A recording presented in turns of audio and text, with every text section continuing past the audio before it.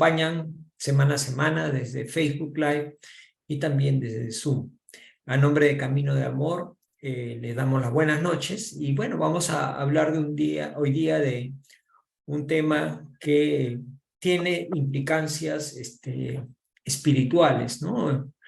La evolución del pensamiento, ¿no? Hemos hablado en algunas otras oportunidades acerca de lo que es el pensamiento, ¿no? Sobre todo en el género humano, ¿no? Que es el que tiene el privilegio de poder organizar sus ideas y desarrollar su voluntad hacia los conceptos elevados de la moral, ¿no? Los valores, y el desarrollo del conocimiento, la inteligencia, el lenguaje, etcétera, una serie de características que como seres humanos nos diferencia por su complejidad del resto de seres vivos del universo, ¿no? Entonces vamos a hablar de evolución del pensamiento. Y bueno, acá tenemos un par de términos, que son términos de repente un poco raros, para la mayoría de las personas, ¿no? ¿Qué será ontogénesis? Filogénesis. Génesis, algo que tiene que ver con origen, ¿no? Pero ¿a qué se refiere ontogénesis y filogénesis? Bueno, filogénesis se refiere a la evolución, mirando a nivel del planeta, de la vida en la Tierra, ¿no? Cómo la vida evolucionó o evoluciona y continúa evolucionando en la Tierra. Y, ¿qué pasó? Ontogénesis se refiere al desarrollo en particular de cada ser vivo, ¿no? O sea, uno es en materia general, la filogénesis, materia global, y la ontogénesis se refiere al desarrollo en particular de un ser vivo, ¿no? En este caso vamos a hablar del hombre. El pensamiento evoluciona, por supuesto que evoluciona, ¿no? La sociedad, a nivel social, a nivel individual también, el hombre ha venido desarrollando conceptos que lo ayudan a vivir mejor, a tener un nivel espiritual y social mejor, ¿no? Si no, remitámonos a, por ejemplo, la Edad Media, ¿no? Donde fue una época de oscurantismo para el hombre, donde los conocimientos estaban vedados, donde la rigidez del culto religioso imponía grandes sacrificios y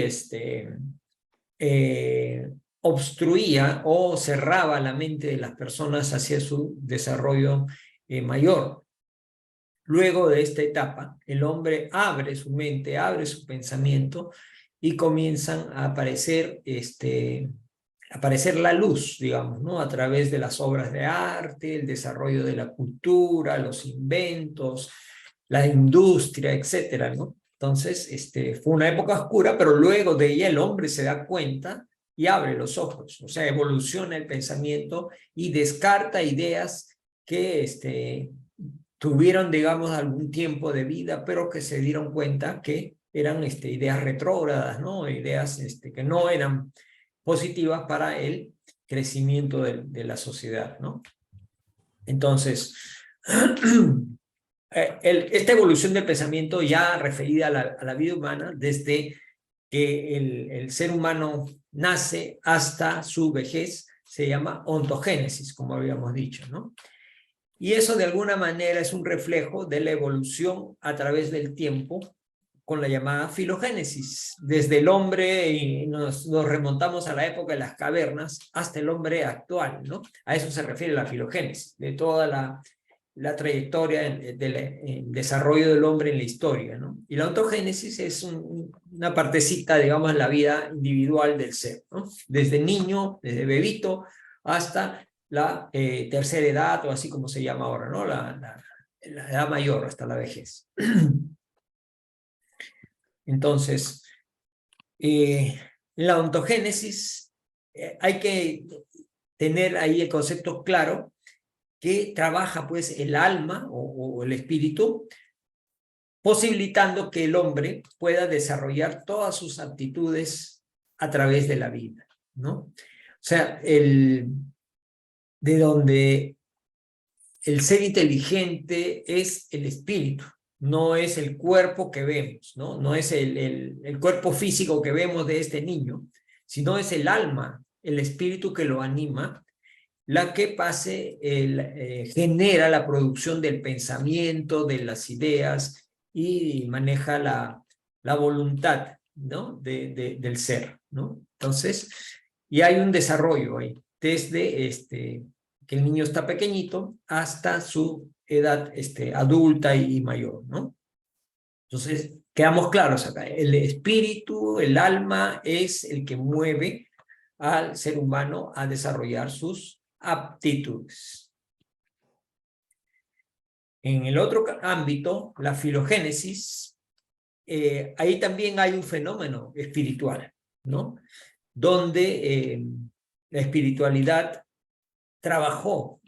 Acuérdense que hay una evolución natural o biológica del ser humano. La teoría más aceptada es que hay una rama de los antropoides que da origen a las especies primitivas de seres humanos. Entonces, de estos antropoides salen varias ramas, algunas, los antropoides quedan como tal, ¿no? Chimpancés, gorilas y todo lo demás, y de alguna de esas ramas surgen los primeros homínidos, ¿no? Entonces, la espiritualidad mayor ahí trabaja con esa rama elegida, como entrenándolos o preparándolos para que puedan estos seres primigenios recibir en ese cuerpo, adaptándose a lo que vendría a ser el espíritu inmortal o el alma, ¿no? Abriendo el campo ahí para la unión de cuerpos y almas, ¿no? Cuerpo preparado ya, listo ya para recibir a un espíritu que animaría al ser humano, ¿no? Entonces, los seres humanos empiezan su caminata evolutiva hasta la actualidad, desde ese momento, ¿no? Épocas primitivas donde inclusive no había ni lenguaje al comienzo, ¿no? Todo era sobrevivir, se distingue los homínidos primitivos de los demás por diversas características físicas y también el uso de la inteligencia antes que la fuerza para poder sobrevivir y perpetuar la especie, ¿no? Los animales aferrados al instinto natural de sobrevivencia tienen mecanismos diversos para sobrevivir, ¿no? Llámese cuernos, llámese garras, llámese volumen o mimetismo con la naturaleza, pero en el caso del hombre, el mecanismo para sobrevivir comenzó a desarrollarse a través de la inteligencia. Ontogénesis del pensamiento, ¿no? En la ontogénesis, acompañando el desarrollo del ser humano, desde su formación, consideremos que el espíritu se une completamente al cuerpo en el momento que el bebé entra en contacto con la luz del ambiente y respira. El momento que nace la criatura, el bebé, el niño, en el momento que está dando a luz la madre, en ese momento, ojo, dice se completa la unión del espíritu con el cuerpo, ¿sí? Si se completa quiere decir que en algún momento inició, ¿sí? Vamos a ver cuál es ese momento en que inicia la unión del espíritu con el cuerpo. Pero se completa porque cambia de un entorno, o sea, es como un shock, llamémoslo así, ¿no? Un shock de estar en un ambiente acogido por el amor y por el cuidado del vientre materno, sale a la luz y al ambiente frío, digamos, una diferencia de temperaturas y condiciones fuera del vientre materno. Tiene que, al llorar, ejercitar los pulmones y todos esos fenómenos que ocurren al momento del nacimiento. Pero en ese momento, ese shock hace que se complete la unión del espíritu con el cuerpo.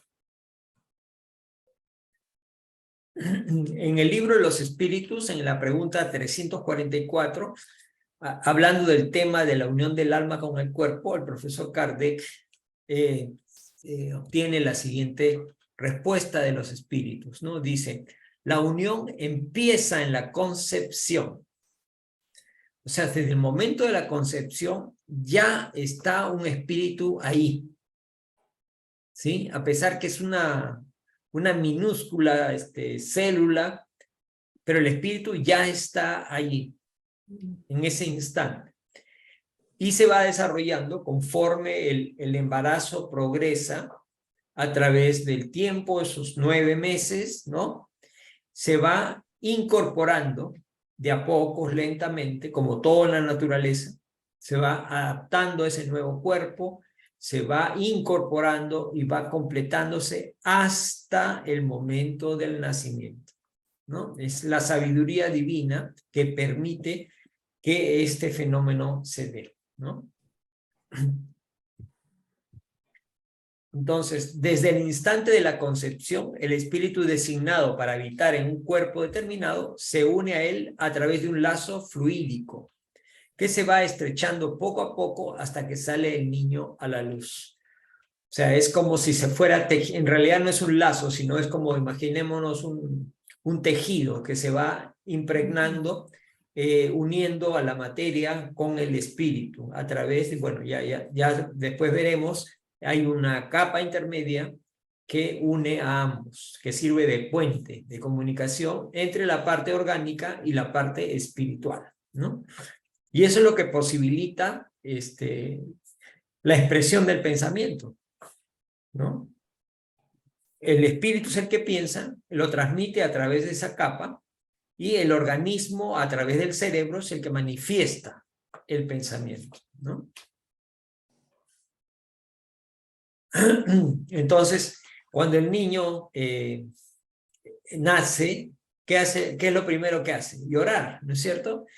Ese llanto es para ampliar la capacidad torácica, los pulmones, y comienza a respirar, ¿no? Es un mecanismo natural del ser humano que hace que empiece a respirar, porque acuérdense que su forma de mantener la vida dentro del vientre materno es diferente, ¿no? Entonces sale al exterior, entonces ahí tiene que respirar para tomar el oxígeno. Entonces, ese llanto anuncia, ¿no?, que pertenece ya al número de seres vivos y servidores de Dios, ¿no? Que concentra un poco la maravilla de la creación del ser humano, de la vida y el fenómeno de la unión del espíritu con el cuerpo para agradecer y bendecir esta obra del Creador, ¿no?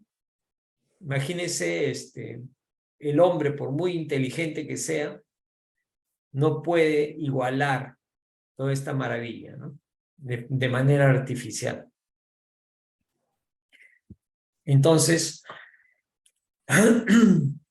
el alma, sin embargo, antes de formarse el nuevo organismo, se percata, no es indiferente, dice, ¿no? Y actúa antes de la fecundación, encaminando a los gametos que van a formar el nuevo ser, ¿no? Desde la célula huevo, ¿no? La célula donde se va a formar el nuevo ser.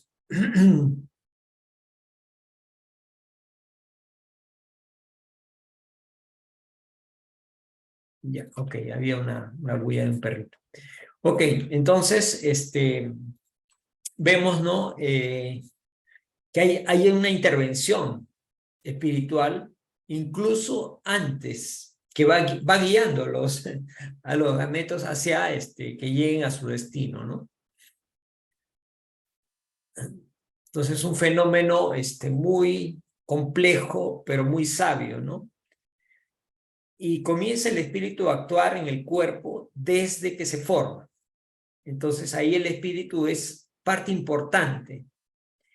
Y como les decía, hay una especie de puente entre el espíritu y el cuerpo. Eso es lo que se llama el periespíritu. El periespíritu también subsiste a la muerte del cuerpo. O sea, cuando nosotros encarnados nos toque regresar al plano espiritual, es decir, fallecer o morir, lo que muere es el cuerpo y lo que perdura es el espíritu con su envoltura que se llama periespíritu. ¿Por qué es importante el periespíritu? Porque en el periespíritu es como el disco duro de la computadora. Ahí está guardado todas las experiencias, todas las memorias de esta vida y de todas mis existencias anteriores. ¿Sí? Y de esa manera, el perispíritu transmite al organismo, al cuerpo, las vibraciones positivas o negativas que convengan según la ley divina, la justicia divina, que concede a cada uno según su merecimiento. Acá hay varias cosas importantes. Dios está presente en todos los actos de la vida.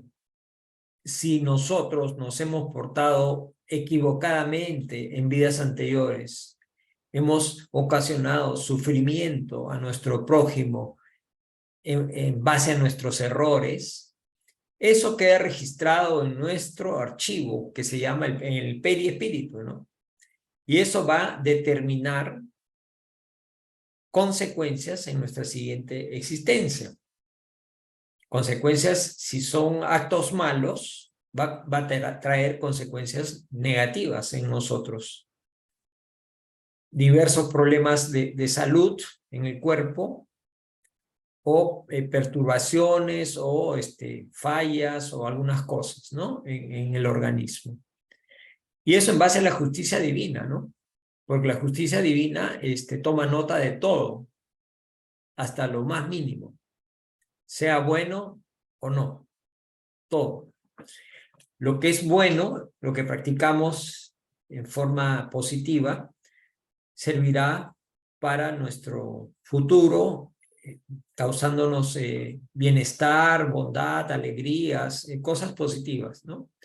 Y lo que nos hemos equivocado no va a causar, pues, dolor, sufrimiento, perturbación, etcétera, ¿no? Entonces, todo eso está guardado. Y al estar guardado, no se pierde, no se olvida. Está guardado en el periespíritu.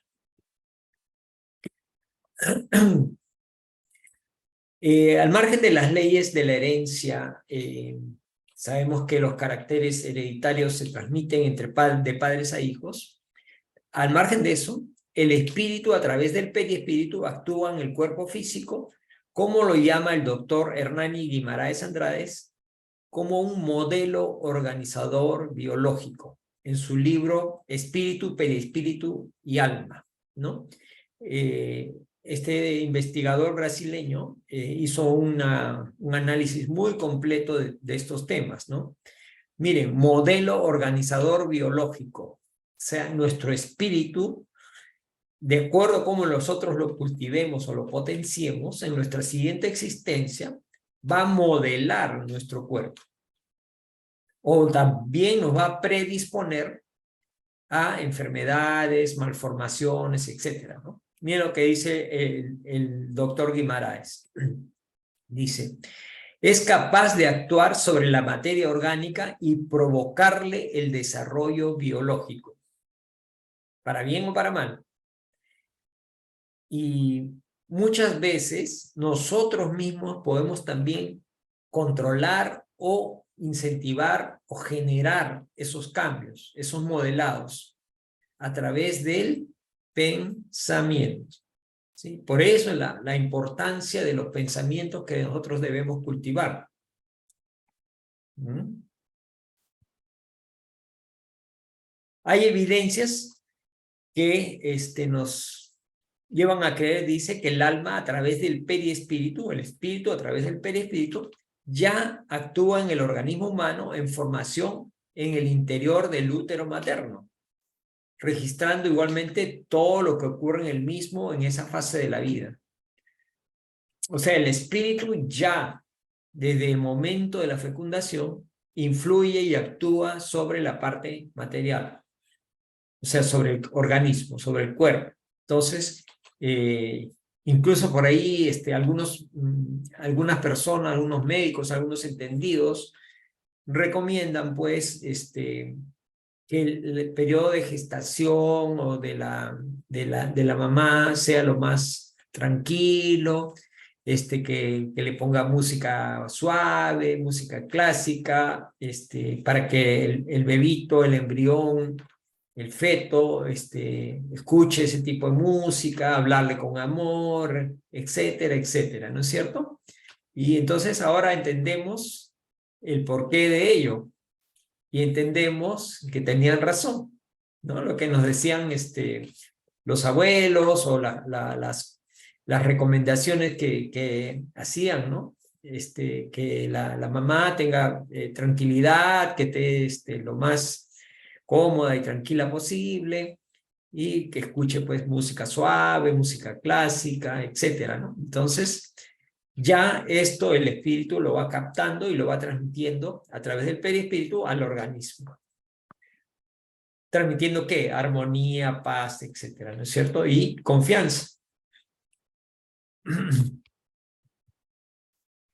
Ya en el nacimiento el bebé ya tendría pues los elementos necesarios para elaborar pensamientos ya más estructurados, ¿no?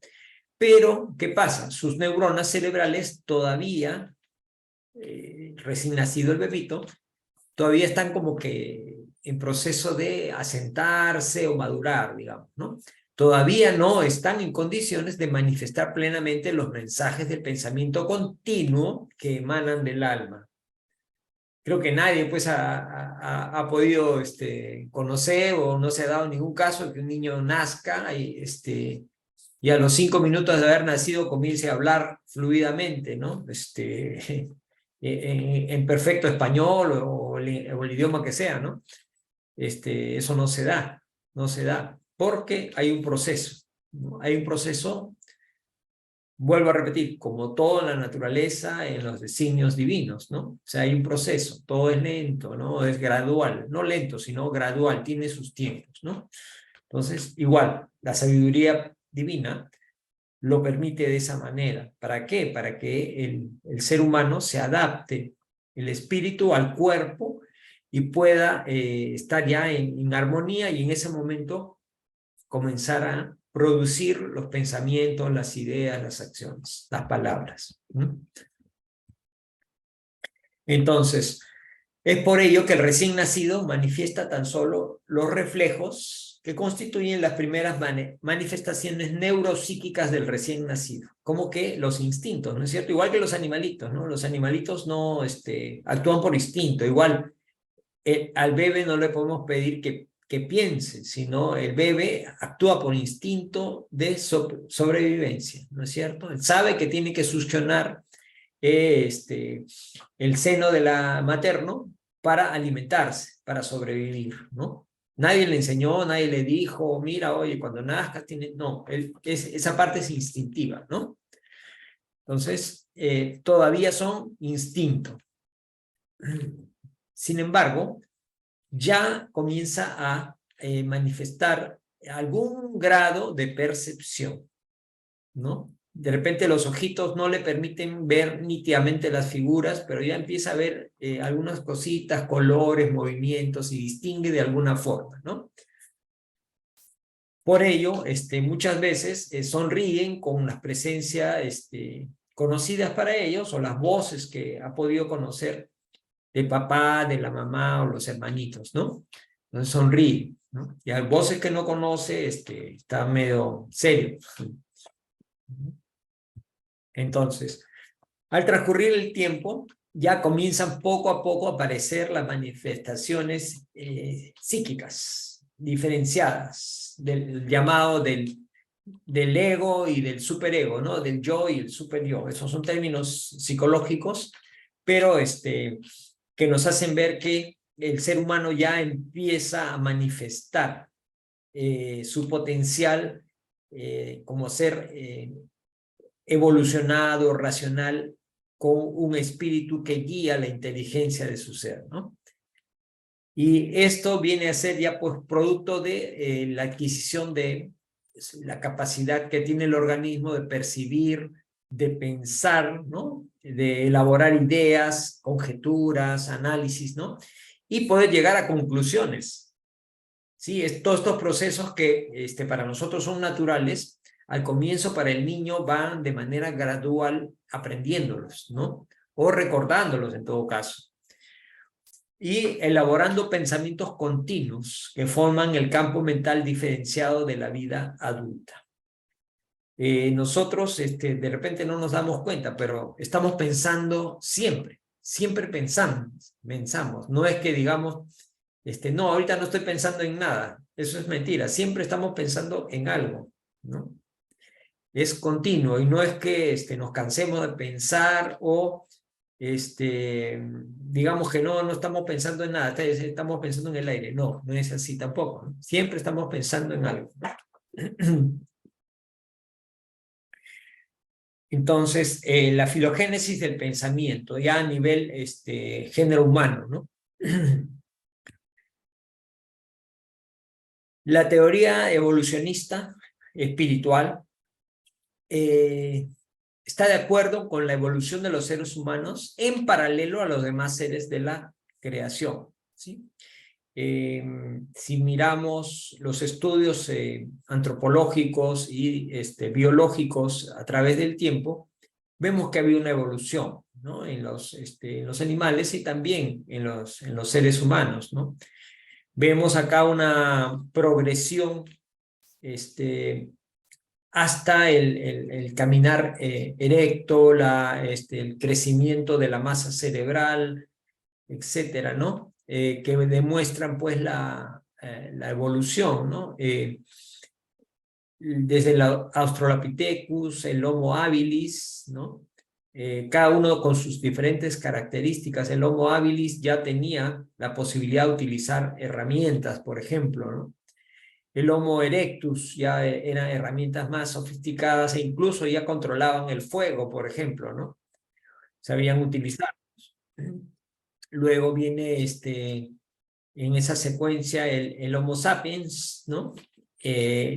Los llamados neandertales. También algunos hablan de los denisovanos, ¿no? Que son equivalentes, son variaciones de la especie Homo sapiens, que han quedado en el camino y la única que ha progresado es la Homo sapiens sapiens. Sin embargo, todos tenemos un porcentaje de neandertales, por ejemplo, ¿no? Más, creo que es acentuado eso en el continente europeo, ¿no? Hay rasgos en el ADN todavía de neandertales. O sea, ha habido una evolución en el campo biológico y también en el campo espiritual. Sí, en orden cronológico, o sea, miren, por ejemplo, el espíritu, digamos, imaginémonos que nuestro espíritu lo podemos incorporar en el cuerpo de un animal. No resistiría, por ejemplo, por muy inteligente que sea un perrito con una inteligencia humana, el cuerpo no está adaptado para recibir esa inteligencia. ¿Cierto? Es como si, a ver, digamos a un auto le quisiéramos poner combustible de avión, por ejemplo, ¿no? El auto va a explotar porque no está hecho para eso, es demasiado, ¿no? Igual, los primeros signos de evolución en la inteligencia del hombre fueron a través de los antropoides, ¿no? Y se remonta a la era cuaternaria. y esto empieza a través del descubrimiento que hubo en la isla de Java, ¿no? de Java, perdón, en 1891, con los restos fósiles del Pithecanthropus erectus, que vendría a ser el primer homínido que se desplazaba en posición recta, ¿no? Y es como una etapa intermedia entre los simios y el ser humano actual, digamos, ¿no? Es un término medio. Entonces ahí la inteligencia fue gradualmente siendo conducida por el espíritu que tenía que estar acorde con esos cuerpos que tenían que controlar o manifestarse, ¿no? Entonces había ahí una gradualidad. Entonces al momento que el cuerpo evoluciona, lo hace también el espíritu, con más posibilidades de manifestar, explotar la inteligencia, ¿no? Esos antropoides primitivos habían sido de alguna manera preparados por la espiritualidad mayor durante mucho tiempo para poder recibir el alma inmortal humana, ¿no? Para que participen conjuntamente para la formación, o sea, alma y cuerpo, para formar a los seres humanos. O sea, no es que el hombre salió tal cual directamente, no, hubo una evolución gradual, ¿no? De estos animales, de una de las ramas de los primates, comenzó a evolucionar en manera diferente y ese proceso en algún momento fue alcanzado ya por espíritus que finalmente generarían al género humano, ¿no? Entonces, los antropoides fueron de esa manera preparados para transformarse en manera física y poder recibir estos espíritus, ¿no? El espíritu humano. Pero lo más importante, dicen, es el proceso por el cual fueron preparados para recibir el alma inmortal, ¿no? Porque esto fue canalizado desde el plano espiritual para transformar a este ser primitivo, el Pithecanthropus erectus, hasta el ser humano actual. O sea, un plan divino, un plan espiritual para poder llevar a cabo eso. Incluso se habla del eslabón perdido, ¿no? O sea, como que falta algo en la cadena evolutiva, ¿no? Que no han encontrado ese eslabón hasta ahora, ¿no? Sin embargo, sabemos que el desarrollo ha sido en ambos campos, ¿no? En el campo espiritual y el campo biológico. Entonces, ahí está, y canalizados, ayudados por los espíritus superiores para que este plan de desarrollo de la humanidad se lleve a cabo. ¿Mm? En el ítem 10 del capítulo 11 del libro La Génesis, nos dice, en la Génesis se explica un poco ahí el origen, ¿no? El origen de la vida, el origen de la tierra. La materia debía ser el objeto de trabajo del espíritu, a efectos del desarrollo de sus facultades, pero era necesario que ése pudiese actuar sobre aquella, razón por la cual fue destinado a habitarla, así como el leñador habita en el bosque. ¿Sí? O sea, debía haber una adaptación del espíritu hacia la materia y la materia que pueda recibir ese espíritu adecuado para que pueda progresar, ¿no? Como hace la analogía, como el leñador habita en el bosque. El leñador se siente cómodo en el bosque, porque es su hábitat y encuentra el desarrollo de su trabajo, ¿no? Que el leñador están los árboles. Donde hay árboles, en el bosque. Entonces el leñador va al bosque. Igual, el espíritu se siente adecuado en un cuerpo que lo pueda a recibir y le sirva de guía, de instrumento para su desarrollo. ¿Sí? La materia sería a la vez el objeto e instrumento de trabajo. ¿Sí? Okay. Es el entorno o la cuna que recibe al espíritu para que éste se pueda desarrollar.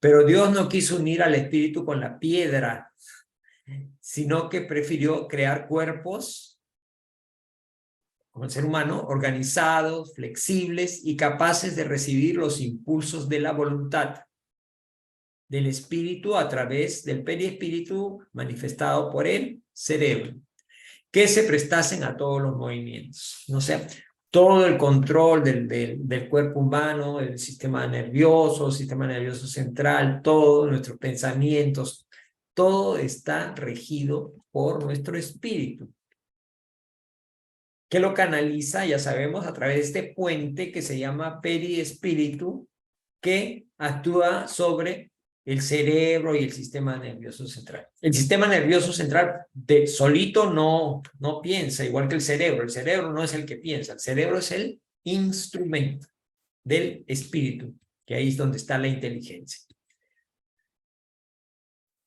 El profesor Kardec nos dice que aquellos organismos que todavía estaban en fase preanímica antes de recibir el espíritu, de su evolución, ya estaban organizados, flexibles y diferenciados, ya estaban listos, ¿no? Preparados para esa transformación de recibir al espíritu humano, ¿no? Ya estaban aptos, dice, para recibir las almas inmortales. Evidentemente, poco evolucionadas, obviamente, porque era un estadio inicial del ser humano, en estado compatible a la de los cuerpos con los cuales se asociarían, ¿no? Imagínense este ser que estamos viendo acá, no podía de ninguna manera, pues, con esas características físicas, estar desarrollando, imagínense, ¿no? Escribiendo poemas o siendo un astronauta o realizando cuadros de delicada pintura, ¿no? O sea, iba de acuerdo a su estructura orgánica, la inteligencia, ¿no? O sea, ahí ha pasado miles o millones de años hasta el actual estadio del ser humano. Y todavía seguimos evolucionando, ¿no? Cada cuerpo con su alma, unidos, inician la extraordinaria jornada evolutiva de los seres humanos, ¿sí? O sea, ambos van evolucionando. Evoluciona el cuerpo y evoluciona el alma, ¿no? La diferencia es que el cuerpo queda en el camino, ¿no es cierto? El cuerpo se gasta, se envejece, se muere, pero el alma continúa. Continúa con todo lo aprendido, con toda la experiencia, con todo lo que ganó, aprendió, corrigió, sufrió, a su siguiente vida, ¿no? Su siguiente encarnación.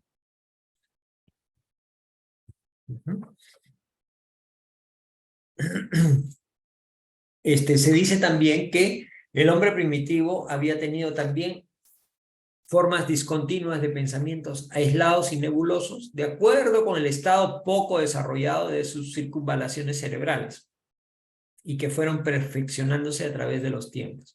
Si miramos la figura del lado derecho, comparemos con la del lado izquierdo el tamaño del cerebro, ¿no? El cerebro del ser humano ha crecido casi 3 veces en lo que eran de los primeros homínidos. O sea, se ha triplicado el tamaño del cerebro. ¿Qué quiere decir? Que el cerebro es un mejor instrumento para transmitir el pensamiento que antes, ¿no? Por eso es que ahora el ser humano tiene más posibilidad de desarrollar su inteligencia, aprender cosas, desarrollar cosas, expresarse, etcétera. O sea, una mayor inteligencia que antes, ¿no? Porque el cerebro era más pequeño, ¿no? Es como, digamos, a un gran violinista le doy un violín hecho por un artesano principiante, ¿no? Le doy un violín que está malogrado, que está con las cuerdas ahí de mala calidad. Por más eximio violinista que sea, no va a poder sacar la música adecuada, ¿no es cierto? Si le doy pues un violín profesional de buena calidad, ahí sí la melodía va a ser bonita, va a ser agradable, va a ser una obra de arte musical, ¿no es cierto? Igual, los pensamientos serán mejor expresados a través de un instrumento mejor, como es un cerebro más grande, ¿no? Con más circunvalaciones cerebrales, que va a permitir el desarrollo del pensamiento. A través de los miles de años que transcurrieron, para llegar a la maravilla de los pensamientos del hombre actual, adornados por diferentes atributos como la percepción, la voluntad, el raciocinio, la intuición, la creatividad, los dones artísticos, el juicio, la razón, la concentración y la determinación. Mire, tantos atributos que como seres humanos tenemos ahora en mayor grado que en la antigüedad, ¿no? En la antigüedad eran básicamente pocos los desarrollos y orientados a perpetuar y sobrevivir, perpetuar la especie y sobrevivir al medio hostil que rodeaba al hombre de ese entonces, ¿no? Sin embargo, después ya vemos, aparece la figura de Einstein como un genio, pues, ¿no? Un hombre que de una inteligencia muy grande para elaborar teorías complejas, ¿no? Que hasta ahora muchos no las entendemos, la teoría cuántica, por ejemplo, ¿no? En su total dimensión. Entonces, sobre este conocimiento, y entendiendo que el alma actúa de manera continua sobre el cuerpo físico, como lo que decía el doctor Guimaraes, como modelo organizador biológico, pues que es el que moldea el pensamiento y el alma, el espíritu moldea al cuerpo. Entonces concebimos que el ser humano, bajo el poder del espíritu, no haya alcanzado todavía todo el potencial evolutivo que tiene disponible. En un lugar, en un momento del futuro, vamos a llegar a niveles, pues, progresivamente más altos de perfeccionamiento, ¿no? O sea, todavía estamos frenados físicamente para manifestar todas las grandezas que nuestro espíritu irá adquiriendo a través del tiempo, ¿no? Ya para todo el conocimiento y todo el desarrollo que el espíritu va adquiriendo vida tras vida, el cuerpo tiene que ser más evolucionado para poder manifestar todas esos conocimientos y virtudes y logros del espíritu, ¿no? Entonces, lo que hemos dicho converge hacia una conclusión que entre los seres humanos la evolución no se realiza al azar, ¿no? O sea, no es que, bueno, pasó porque así fue una casualidad, no. Sin dirección, sin objetivo, no es así. Obedece a unos patrones establecidos por la conciencia cósmica, por Dios, ¿no? El plano divino, con una finalidad que es útil y que está predeterminada. Nosotros tenemos ese destino, ¿no? El destino de llegar a la perfección a través de nuestra evolución, ¿no? Ese es el destino que tenemos marcado. ¿Cuándo? No lo sabemos, pero que llegaremos, llegaremos, ¿no? Y depende de nosotros llegar, ¿no? Entonces, todo evoluciona. Entonces, esta evolución predeterminada hace posible a la espiritualidad participar de la vida, porque hay una ley divina que se llama la ley del progreso, ¿no? O sea, el organismo biológico evoluciona en manera paralela, impulsado por el espíritu, ¿no? Y esta preparación que se llevó a cabo en una fase primigenia, fue creciendo en el tiempo hasta generar una perfecta simbiosis, ¿no? Entre el cuerpo y el alma. Simbiosis es cuando dos seres comparten un mismo núcleo, una unidad, digamos, ¿no? En este caso, cuerpos y almas unidos, desarrollando al ser humano, ¿no? Y eso posibilita que se manifieste el pensamiento y otros atributos del alma a través de los organismos biológicos que somos, ¿no? Entonces estamos entendiendo nuestra esencia en este momento, ¿no? Somos espíritus que podemos manifestarnos gracias a la bondad de Dios a través de cuerpos preparados para recibir al espíritu que somos, ¿no? Y que ha habido una evolución, ¿no? Eso, mis hermanos, entendamos que tenemos un largo camino por recorrer, pero es importante entender nuestros orígenes, nuestra realidad, que somos espíritus, y que cultivando nuestro espíritu estamos sembrando un futuro de felicidad, ¿no? Un futuro feliz para ahora mismo y también para la siguiente encarnación que tengamos, porque esta no es la última. Hemos tenido muchas y vamos a tener todavía muchas más. Entonces, ¿quién no quiere ser feliz en la vida? Sano, feliz, con posibilidad de desarrollarte, ayudar a los demás, servir, ser pleno y tener momentos de felicidad en la vida, ¿no es cierto? Entonces, preparémonos para esa salud corporal y espiritual desde ahora, ¿no? Ese es el mensaje. Ese es el mensaje, y que nuestros cuerpos sean cuerpos sanos que reciban a un espíritu sano. Muchísimas gracias. Esperamos que este conocimiento un poquito traído de la historia del género humano evolutivo nos haya servido como una guía para entender la realidad que somos, ¿no? Cuerpo y alma, y que estamos en evolución, y cómo se produce a nivel individual y también a nivel del género humano. Muchísimas gracias por su atención.